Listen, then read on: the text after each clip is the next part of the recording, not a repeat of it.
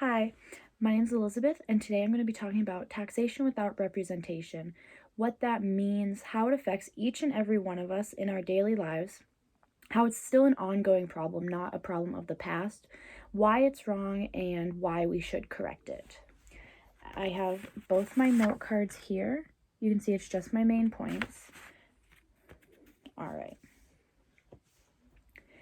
Almost all Americans have heard of the Revolutionary War, or at least the Schoolhouse Rock version of the story of what caused it.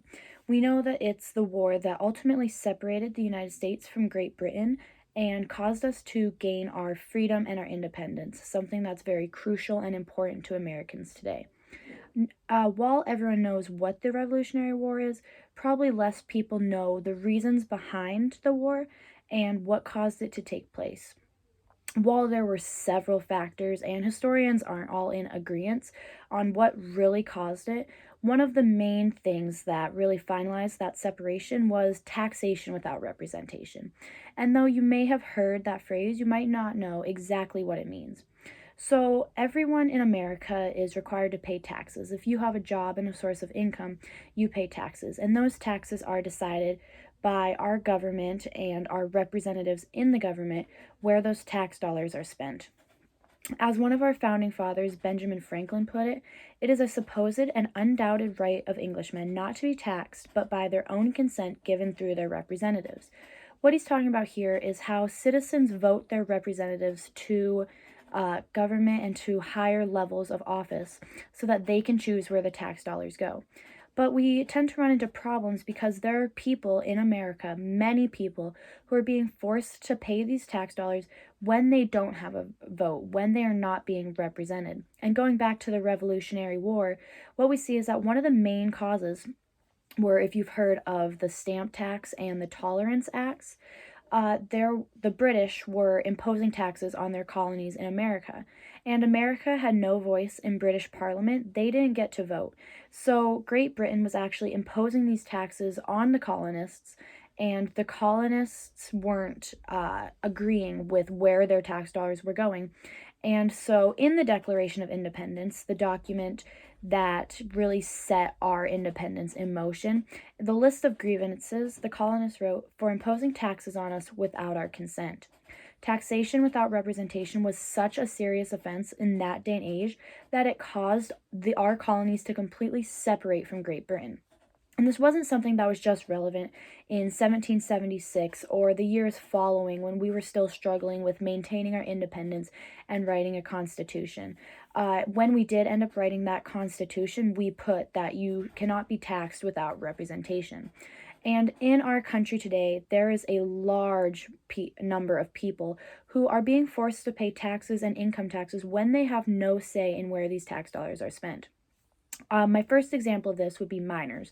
We know in America that to be able to vote, to be eligible, the very first requirement that you must meet is you must be over the age of 18. However, over 45% of all minors aged 15 through 18 currently hold a job that produces income, and they are required to pay income tax. And these people are being forced to pay income taxes on something that they are not able to vote. They're not able to say where their tax dollars are going. And this is very obviously wrong. A lot of times minors hold jobs because they need to be able to support their families or themselves, and their money is something that's very important to them. And then they're going to have to go and spend a large portion of that on income tax and give it to the government, but they're not allowed to say where that tax dollar is going, and that comes back to the taxation without representation. Another example of this would be felons.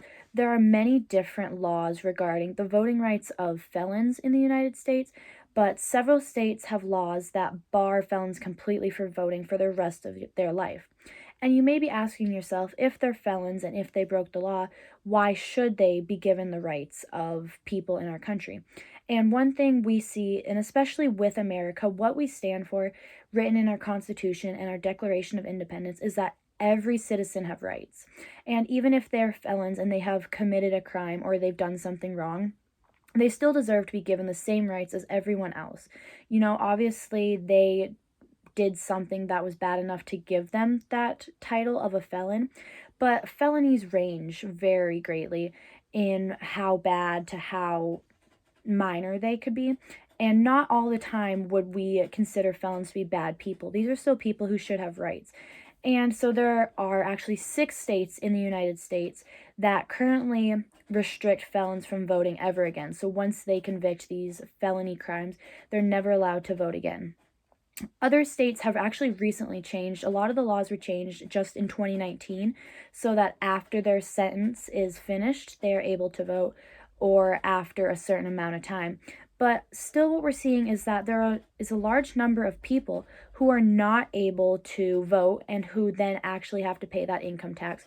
Once they're freed from prison, they could have a job that's bringing in that income, and they're still being required to pay that income tax, which is wrong.